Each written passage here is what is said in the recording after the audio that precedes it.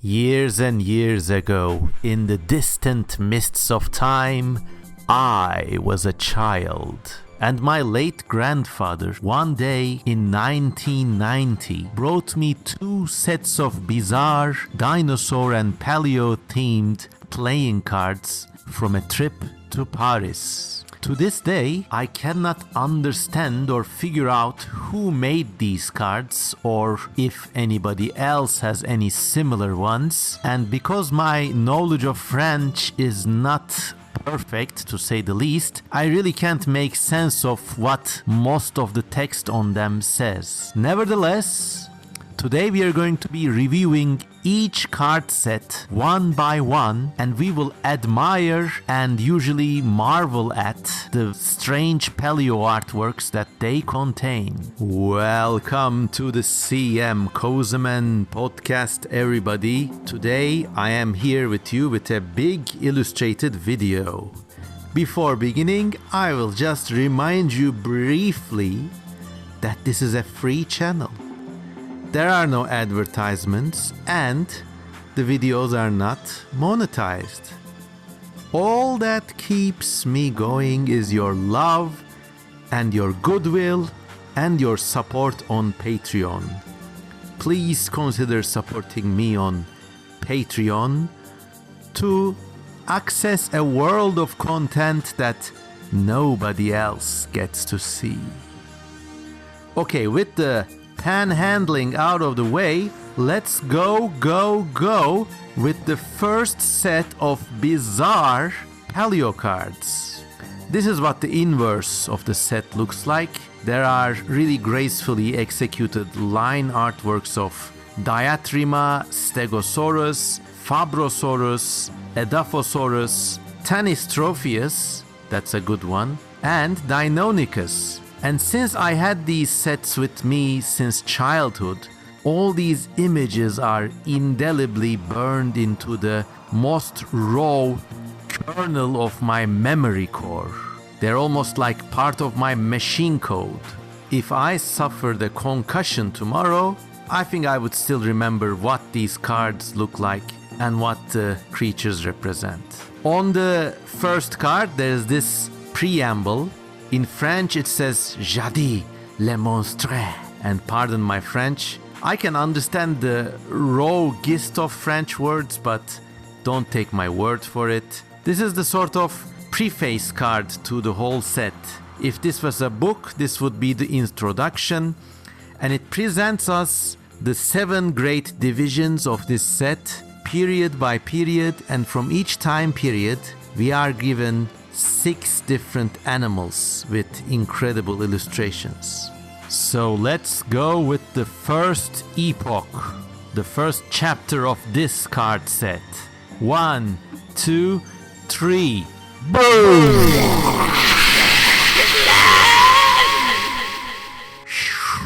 L'époque Devonian. Okay, our first Devonian card is Le Dinictus, also known as Dinictis, also known as Dankelosteus. It is described here as une véritable terreur de la fauna aquatique, which means a veritable terror of aquatic fauna. You see, I can wrap my mind around the French language if the words have similar roots to, well, words and expressions in English. Now, this is a lovely card. It shows Dankelosteus or Dinictis as this tadpole-like monster with a forever screaming mouth. And if you notice the second line, it says something about the length being close to 10 meters. So in my mind, Dankelosteus or Dinictus was always a 10-meter long terror beast. Also, something you must note in this series is the wonderfully sublime use of pencil coloration. There are very faint lines that make up the background, and it gives the whole image a dreamlike quality, more of which we'll see in the following cards.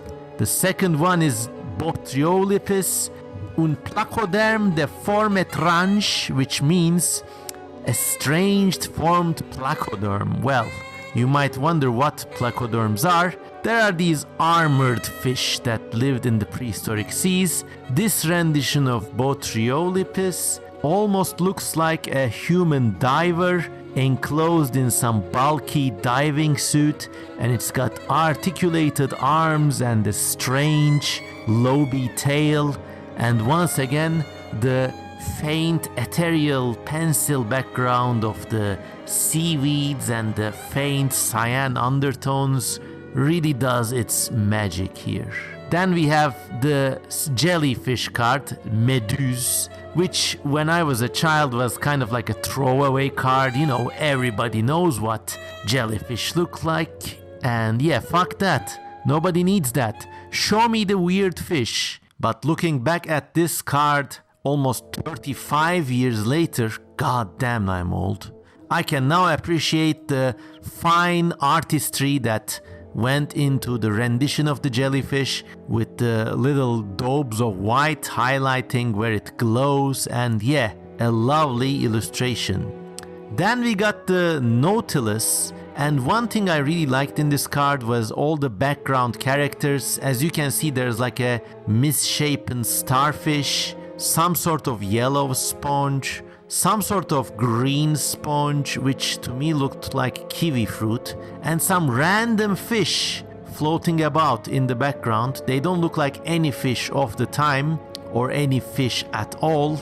And stay tuned, in this series we're going to be seeing a lot more of these random half-ass background animals. But yeah, the illustration of the Nautilus itself is really sound, and I really liked the serious eye this character was giving.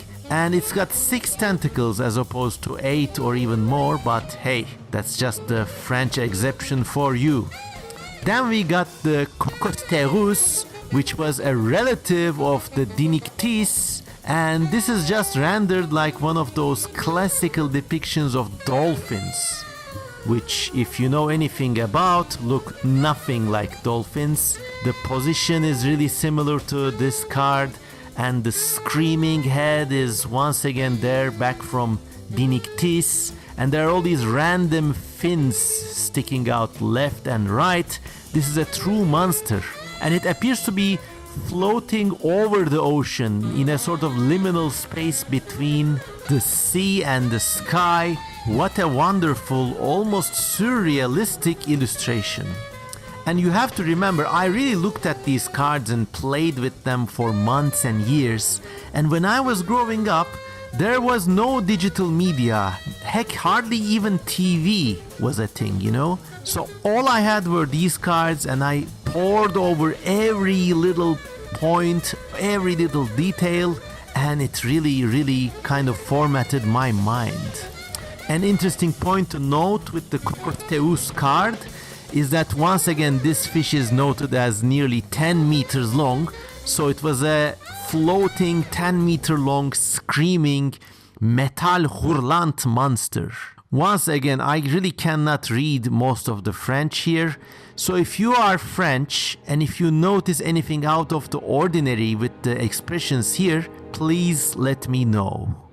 And then we have le Eurypteride, the sea scorpion. C'est un gigantesque scorpion de l'eau, which means it was a gigantic water scorpion, over 2 meters long. What a wonderful creature. There's not much to be said about this illustration. It seems to be copied from another painting, and it's really surrealistically bizarre and in a way French in its own right. Another detail you must begin to notice here is the complete inaccuracy of sometimes. This is the Devonian set, alright? But we know that sea scorpions actually evolved a long time ago, in the Cambrian period actually, and the height of their dominion was actually during the Ordovician era, and actually they began to decline in the Devonian. But yeah, with these cards you just admire and don't ask too many questions. Why spoil a good mood, huh?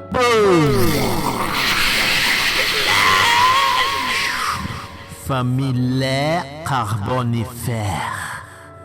Okay, our first Carboniferous creature card is actually not from the Carboniferous. It is l'Ichthyostega, saisons d'août, une des premières amphibiennes, one of the first amphibians at nearly 1 meter long. The picture is like a strange frog crawling among half-formed ferns and weeds, and the sea or the sky in the background looks like shaving foam. And by now it should be obvious to you, you must abandon all notions of linear time when you are admiring these amazing French paleo cards, because Ichthyostega did not actually live during the Carboniferous. It was a late Devonian creature. And I know it's a small nit to pick, but most of the audience of this channel is at least nitpickers of some sort of paleontological extraction, so there.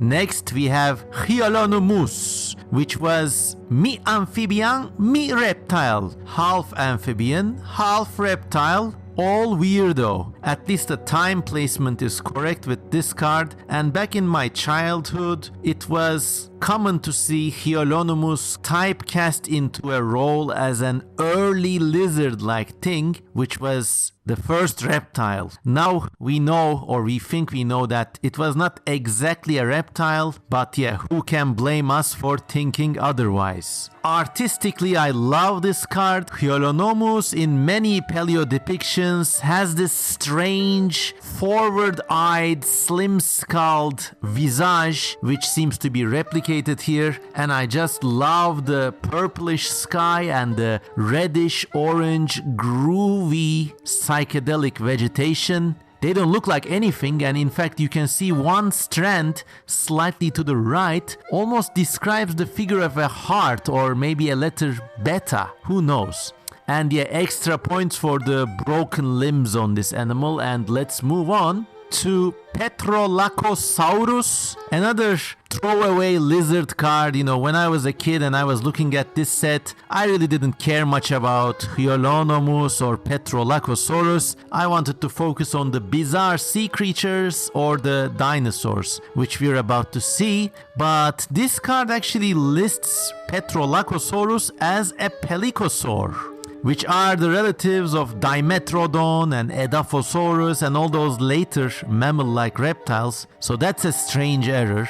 But yeah, looking back at this card, I'm not really concerned with the errors, you know, who cares about facts? This is just art, and this work of art is just neatly wonderful and flawed in its own right. I really love the meatball brown coloration, the broken limbs and the strange number of toes and the strange squiggle of a mouth and the dark squinting eye on this creature.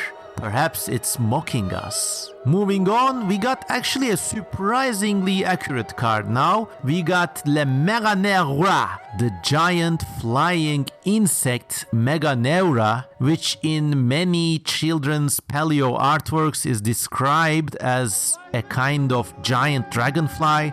But if you study the actual fossil, it's its own thing. The wings are very distinct from dragonflies. The head is a lot smaller, and if you compare it with a dragonfly, really Meganeura is doing its own thing. And surprisingly, this card really captures it well. The wings kind of look like an early French attempt at aviation, perhaps the Alder Eol steam-powered bat aircraft in fact, but who knows. A surprisingly accurate representation nevertheless. Now, when I was a kid, this card was one of the major arcana of this deck for me, because my grandfather knew how to speak French and he read the cards out to me, and we noticed the figures 50 centimeters and 70 centimeters. So this thing had a wingspan of over 50 centimeters. You know the drill. Now, as a kid, this was mind-breaking for me. My grandfather actually took out a ruler, a tape measurer, and showed me how long 70 centimeters were, and I was just flabbergasted.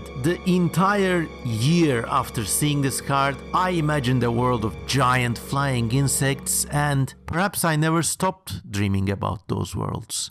So moving on, we got Le Trilobite, the trilobites, everybody's favorite underwater arthropods. I really didn't care much for trilobites, to be honest. I was a latecomer to their incredible diversity. I knew these things lived underwater in the past, but yeah, with other things like the Meganeura flying around, who cares about some underwater bugs?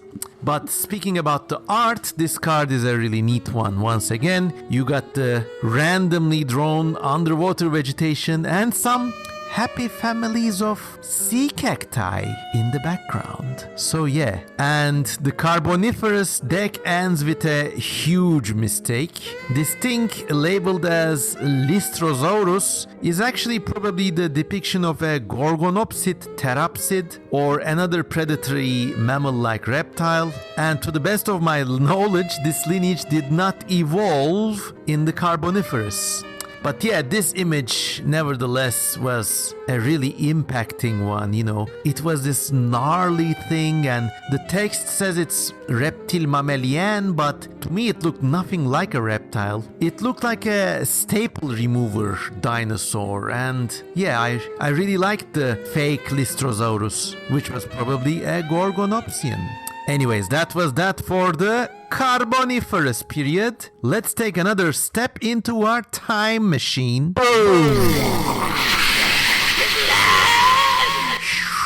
Famille Permian. Welcome to the Permian, arguably my favorite era, and my favorite era in this card deck too. We start off with Ledaphosaur, a relative of the terrible Dimetrodon. Here misspelled as Dimetrodon, as if its name was Dimitri, as opposed to Dimetrodon. And well, it's a pity we don't have Dimetrodon itself in this card set, but yeah, I guess nothing is perfect. Ledaphosaur is waiting like a happy golden retriever with a skin and tail texture reminiscent of crumpled up pants fabric, and with a spectacular sail on its back. It's admiring that landscape. The card also suggests that maybe it ate mollusks instead of plants, which is extra bizarre, but it is what it is. Then we move on to Cymognathus as opposed to Cynognathus. It's a terrible spelling error once again. And we are here confronted with this microbully type creature with splayed forelegs, erect hind legs, and an overall visage like some sort of disgusting puppy dog or a witch's familiar. This card really ticked me off when I was admiring my bizarre French paleo card deck as a child. It looked like a stupid dog and like a Mickey Mouse character in the midst of all these cool dinosaurs and reptiles. So yeah, that's that, I guess. Moving on, this is one of my favorites. Diplocaulus. For a change, there are no spelling errors in the name, and it's just a beautiful, beautiful image. I mean, where should I begin to love this thing? There's the kind of boomerang-shaped head which we always associate with this creature, but its front has these like skull-like indentations, and the beetling dark black teeth with the white spots of glimmer. The way the throat swells up before it joins the neck, that's also a lovely detail. And you know, when you're a kid and you're looking at these cards, you assume that, these things depict reality. You don't know that the people who make these things can make mistakes like anybody. So you kind of take it for granted and you take it as a real window to the past. And in that window, it's always fascinating to have glimpses of creatures like this. This is one of my major arcana in this deck. And then this is one of the minor arcana, Moscops. I think even the artist and the writer were fed up with this creature. They clearly hated it, because just look at the text. It just says Animal Trapu, which to my French ignorant mind first read like some sort of an insult, as if it was a chud animal, a dumb animal, a stone animal, a shit animal. Look at it. Even the way it stands looks bashful as if you took a shit around the corner and doesn't want us to see what it's done. But of course, when you translate it, it just says stocky animal, a huge mass planted on 4 strong legs. And that is that. Once again, I don't really know French well, but I'm beginning to suspect that there's something really idiosyncratic about the copy written on these cards. So if you're a French speaker, please comment and let me know if you see anything that seems out of the ordinary or funny or just plain weird with the language. Then we have the roach, blatte, which is just like the ancestor of the cockroach, and I think this card is meant to teach us kids that some things never change, nothing ever happens. So yeah, fuck this one. Next up, we got another unchanging fossil card, Millerosaurus, depicted as just like a boring lizard. But appearances can be deceptive, because just take a closer look at this card's rear legs. The artist clearly doesn't know how to draw angled limbs well, because one of the legs, the left one, is very thick and the right leg is just like a toothpick. It's just like accidentally sticking out of there. Yeah, and the tail has this like winky squiggle, which is like really strange. The more you stare at this card, the more interesting it gets, because when you read it, the text actually says that this is important as quote-unquote an ancestor of the dinosaur, which cannot be further from the truth. Millerosaurus was like a lizard-like animal classified in its own group, Millerosauria, which in turn was part of the parareptile clade, tenuously related to things like Mesosaurus or Scutosaurus. So these things are not really connected with dinosaur ancestors at all, and it's bizarre why they choose this animal out of many other small lizard-like things to illustrate as a dinosaur ancestor. But yeah, who knows? Who knows? Now let's move on. Boom! Triassic! We got Notosaurus, one of my favorite cards in this deck. Once again, there's so much to love about the landscape. I love how the sea forms a small hill in the background, and the animal is clearly copied, dare I say, or influenced from an earlier Zdeněk Burian painting. But once again, look at this with the eyes of a kid who has not consumed any paleo media before, and it's easy to see how I could fall in love with this thing. Now, here's a deep time French memory, if anyone can corroborate. This is like that wooden horse scene in the Blade Runner sequel.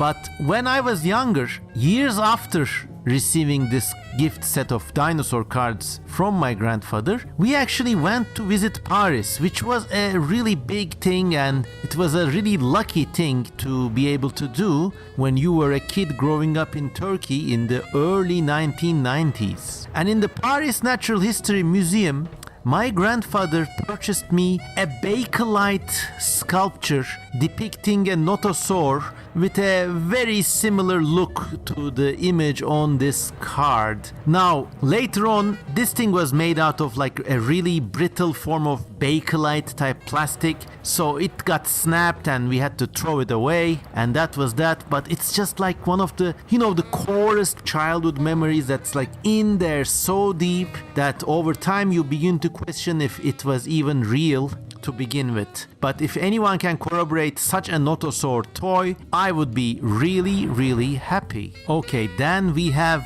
Euparkeria, which is a familiar face in paleo art lore. It is this stocky, almost dog crocodile type animal, and the reconstruction here is a little strange, but it's not too far off from the real shape of the animal. I'm particularly fond of the chain mail-like scale arrangement, and the distant visage of the sea in the background. What makes this really unique and more than a little weird is actually the text. I had it put through Google Translate, and here is what it says. It was long believed that dinosaurs descended from this small animal, a carnivorous reptile that ran on its hind legs. It is now thought to have given rise to the Jurassic bipedal Carnosaur. Now, this card set's understanding of cladistics is clearly all over the place, because as far as we know now, in the year of 2025, Carnosaur was a designation given to, well, large-ish meat-eating dinosaur. So it seems that dinosaurs and carnosaurs are not exactly the same thing, according to whoever who wrote this, but yeah, one of life's many little mysteries, I guess. And then we have, oh my god, my favorite card in all of this deck. This is the incredible, the one and only Tanistropheus. Now, this animal was already strange enough, you know. In real life, it didn't look that different from what you see here, but what really brings this illustration to an ascended level is the way the animal looks like, for the lack of a better word, a long black turd. Its neck is at the same thickness as the rest of its body. The rear limbs are small and, well, the body is like a little carrot too. It's really funny and bizarre. The head is also oversized. It's like a snake's head almost, with the eyes not visible in the rest of its black tar-like flesh. It's a lovely, lovely work of surreal art. And remember, it's one of the silhouettes depicted in the inverses of all the cards. So this is the best of the best. And it only keeps getting better when you read the text, because here in the second and third lines, you read the following. Les savants l'ont baptisé la super girafe reptilienne, which is like a stabbing way to say the super reptilian giraffe.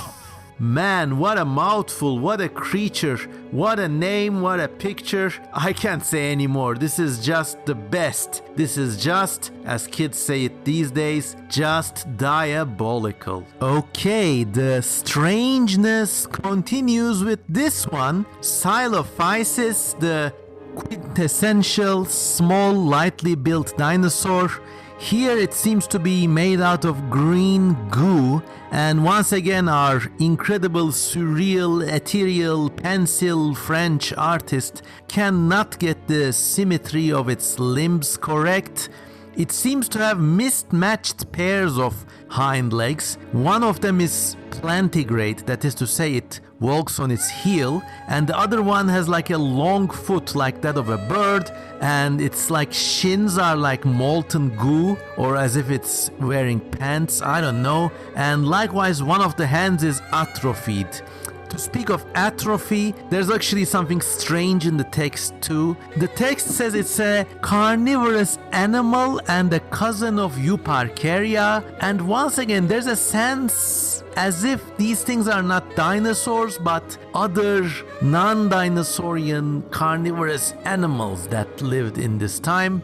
And yes, speak of atrophy, the text says that its forelimbs have atrophied and it only runs about on two limbs. It makes it sound like a misadapted, cretinous, bizarre, strange misfit of a creature, but in reality, Silophysis was nothing like that, and it was a very successful genus of dinosaurs.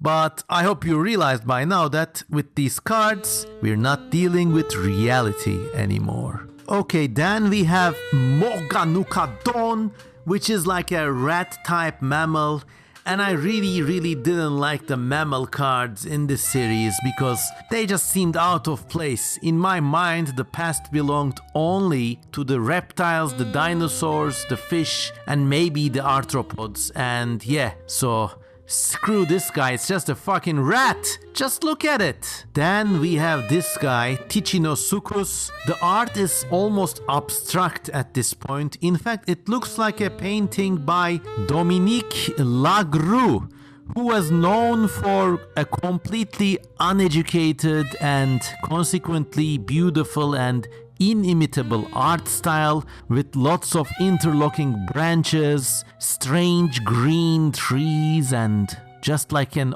otherworldly sense of beauty. And in some of his paintings he also illustrated prehistoric animals, and in those he has a style which is approached by the images in these cards, especially with this Ticinosuchus card. The surrealism also increases when you read the claims, because it says that this animal was a cousin of Euparkeria, okay? Now remember, when they were talking about Euparkeria, the cards said that they were not related to dinosaurs. They explicitly said this was thought to be a dinosaur ancestor, but we now know that it gave rise to the carnosaurs, because apparently carnosaurs are not dinosaurs. Well, this thing pulls a Uno reverse card on us, and it actually says that this small reptile was probably the ancestor of the giant dinosaurs of the Jurassic period.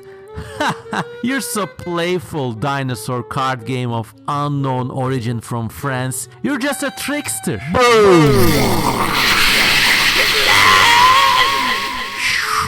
L'époque Jurassic.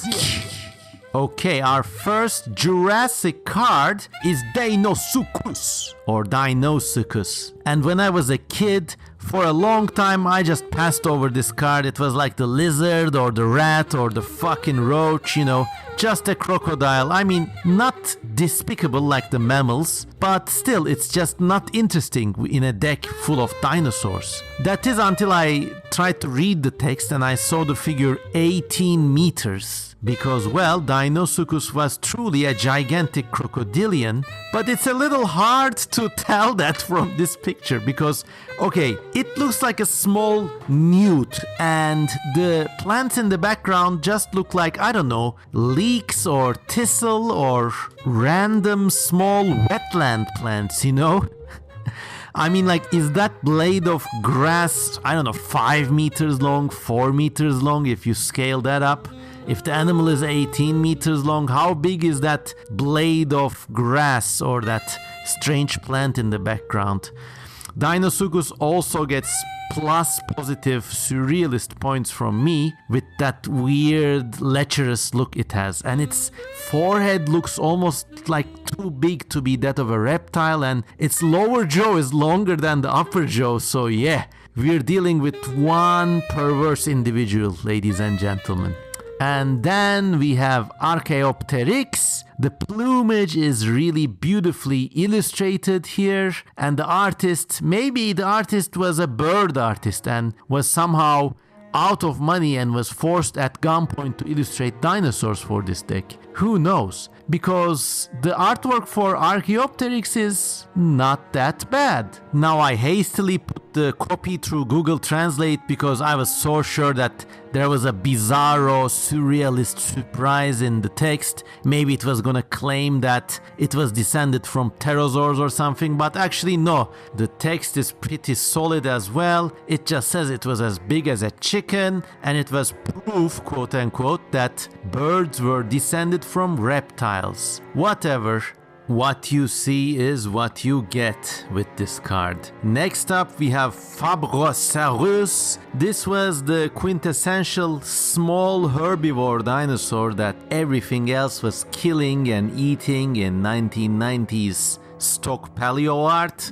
Here it's represented as a green bipedal iguana type creature with legs that resemble Conti footwear. It's almost like the thing is wearing green leather high heels. Once again, the artist did a number on the creature's forelimbs, and the text actually mentions the membres antérieurs sont atrophiés, which means the forelimbs had atrophied. This is a long-running theme in this series. Apparently things don't just evolve longer hind legs, no. The forelimbs somehow get smaller, they atrophy as if from a disease, and the thing has to stand up on two legs as a result. Anyways, I also love this card for the bizarre facial expression on the creature, and yeah, it seems to be a dynamic and colorful addition to the Jurassic series. Next up we have everybody's favorite Jurassic herbivore, Stegosaur. This seems to be a copy from an earlier work, but it is good enough. It is all green, the plates are also dark green, which makes it look like some fancy sort of vegetable. And the text also mentions the classical two-brain trope. If you don't know what I'm talking about, they used to believe that these animals were too dumb to survive, and they also had a kind of enlargement of the nervous canal close to the hip. And I don't know how this got started, but somehow they thought that this canal, this nerve canal on the hip was the site of a second brain, but it wasn't, so we move on. Diplodocus is another quintessential Jurassic herbivore. The artwork makes it look like the lardiest of the lardy, dumb, stupid heap of flesh plant-eating dinosaurs, but actually the copy is quite modern. It says that Diplodocus could actually rear up thanks to its heavy tail and was an active browser, all of which checks out to the best of our information in 2025. So good job, well done. And we end the Jurassic era with another banger. Oh my god, I can't believe this shit. Behold, Rhamphorhynchus, which is not only a mislabeling but also wrongly spelled. It is actually an illustration probably trying to depict Pteranodon, but actually it comes out as a pink, skinny, formaldehyde preserved looking, veiny, flapping, purple blood clot of a creature. It doesn't help that the body looks like a plum and the legs are skinny, and obviously this animal has nothing to do with Rhamphorhynchus. I think the artist was confused here. Anyways, this is one of my major arcana for the Jurassic period, precisely for being so goddamn wrong. It's so wrong, it's right. And the text also mentions that they frolic among the rocks. And the text also, to their credit, says that these animals, these flying animals, these flying reptiles had nothing in common with birds. So I guess a plus point there. But yeah, just look at this guy.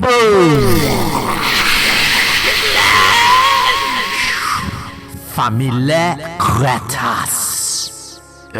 God damn, the Cretaceous epoch is off to a running start with Le Palaeo-themed, which is an armored dinosaur, an early relative of the famous mace-tailed ankylosaurs. Now, if you have looked at Palaeo-themed in other paleo media, there is a trope of this animal with rows and rows of wicked-looking, almost railroad spike-like horns coming out of every part of its body, and this card reproduces that trope faithfully. I just love how it is displayed like a big lizard, really. And in my childhood, I've come across many books repeating this trope.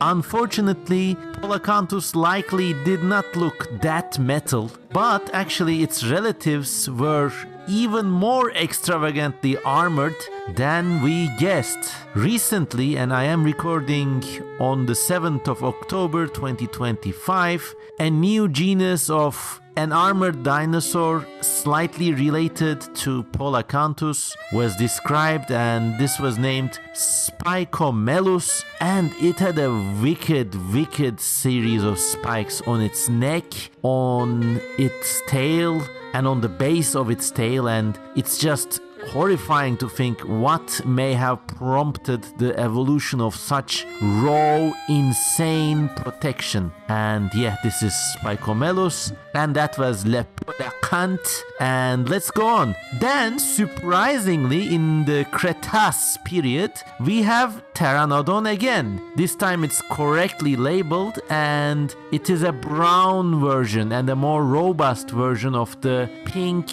eggnog type Rhamphorhynchoe we saw in the Jurassic set. Maybe these cards have a Pokemon or Digimon type of evolution going on. Who knows? Incidentally, I also like the surreal gradation of color on this card, with the sky starting out as a subtle orange, then going into cyan, blue, wisps of white, and fading into purple near the edge of space. And Le Pteranodon is flying up there with crooked wings and feet that look like grasping monkey pose. Let's move on. We got Protoleratops, which is obviously an incorrect spelling of Protoceratops. Now, the illustration here is really interesting. It's got skin folds and an intense stare and what looks like an enhanced brain under that forehead. And this is one of the more original illustrations in this series. It's also one of the few that has blue mountains in the background, so another reason to like it. If this was copied from a pre-existing work of paleo art, I don't know which one it is. It looks like the artist really enjoyed their work here. And in terms of context and writing, this is another one of those Trapu animals, the Trapu animal cards in this deck, and the text is really amusing because it says roughly to the equivalent of, oh, nothing particularly remarkable, just a fucking Trapu boring piece of shit Trapu ass animal again. You know, nothing remarkable except for a large head that elongates into a parrot's beak and extends to the rear into a huge shield that protects the nape of the neck, a vulnerable point. My brother in Christ, you just described a very interesting animal. But yeah, maybe there is some sort of surrealistic literature buried in the text of these cards. Who knows? No deck of prehistoric cards is obviously complete without Le Tyrannosaure, and this Tyrannosaurus card is actually kind of a disappointment, but looking back, I love how one of the feet look mangled, one of the arms look broken, and it actually looks like the mother of this T-Rex took thalidomide, and it's got this weird and really shittily drawn arm. And it also looks like someone took a mallet to its forehead. It looks like it has a smashed mug. Once again, I'm not really a huge fan of this card. Then we got Deinonychus, which is illustrated as if it was a smart dinosaur, just walking over to you to raise a pertinent point. Just look at the expression on this guy. It almost looks like it's got a stubble in that neck, and the face, the head, the forehead looks like one of those illustrations depicting an intelligent dinosaur, and one of the feet has an extra toe. I just love that. A really weird and bizarro card, in my humble opinion. Then we have Styracosaurus, the famous ceratopsian dinosaur with intimidating frill horns. The illustration is really interesting, and it looks like the artist took on an earlier illustration of something like Monoclonius, a related species, and then added the extra frill horns. The text is also funny. It mentions the jaws of the creature as being a veritable crushing machine. Une véritable machine à broyer. And I actually checked the skull of Styracosaurus after reading this shit, and it's just a regular ceratopsian skull. I mean, yes, these animals did have powerful beaks and powerful jaws, but there wasn't anything especially strong or like terribly machine-like about Styracosaurus. So I don't know how they came up with this shit.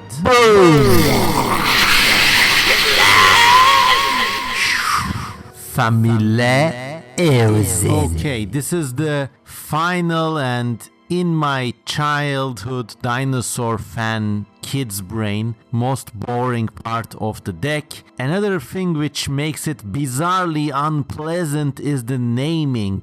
Eocene or Eocene, however you want to spell that. If you don't know what I'm talking about, the Eocene was just one of the early periods of the wider era after the extinction of the dinosaurs, which was called the Cenozoic era. And I think they made a mistake with the whole title because a lot of the animals we are about to see are not from the Eocene period at all.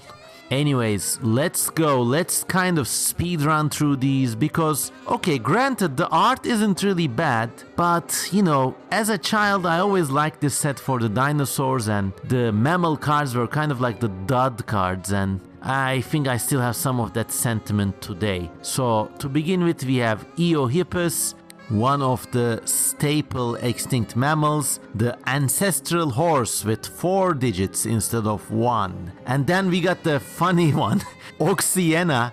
I think this can take the cake for the worst reconstruction in the series, because as far as we know, the actual Oxyena was a short-legged, heavy-jawed, predatory early mammal, but this thing just looks like a koala bear-headed, cat-tailed, cartoonish pet lapdog that's just bored with life.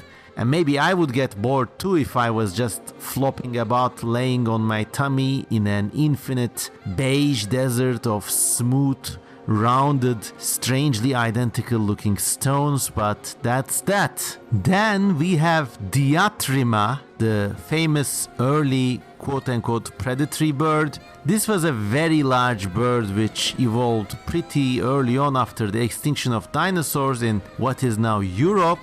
And the illustration you see here is similar, more similar to a Phorusrhacid, which was a later form of predatory giant ground-dwelling bird that lived in South America. But by now you should have learned that accuracy is not the strongest suit here, and it gets even more obvious when you read the text, which says that it was as big as today's African elephants, which is a completely baseless claim. I don't know how they came up with this. No ground-living bird was as big or heavy as an elephant, but yeah, it's just surrealism at this point.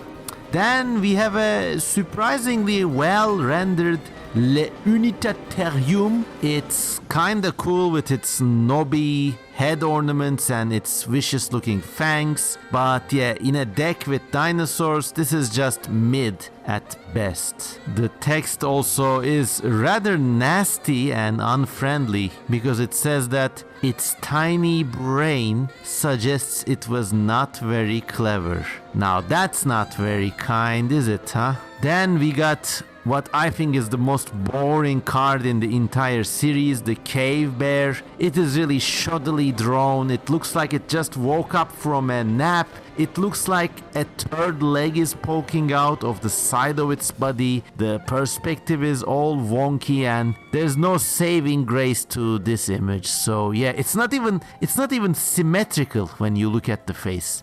It's really bizarre. It's almost like they hired Henri Rousseau, the famous untrained, naive artist, to illustrate this one. By the way, we know nothing about the artist of these pictures at all. But anyways, let's move on to our final card. Finally, we have Le Smilodon, which really looks out of place with the label Eocene because its ancestors, let alone Smilodon, did not exist as we know them during the Eocene epoch.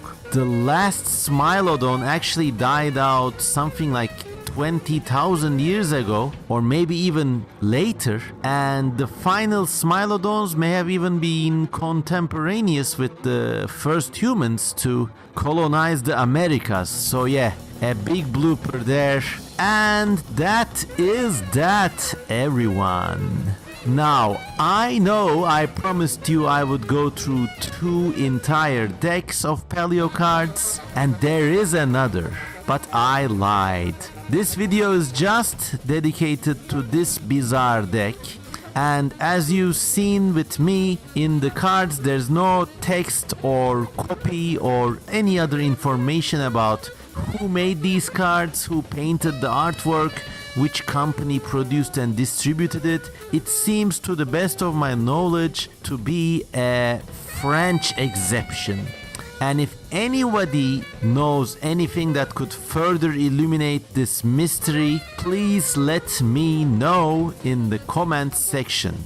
Now, as you can see, this video has some rather slick editing because thanks to your Patreon donations, I have been able to get Adobe Premiere on my computer and I'm learning fast. So that means every penny you donate to me on Patreon gets back to this channel and makes all these weird videos possible.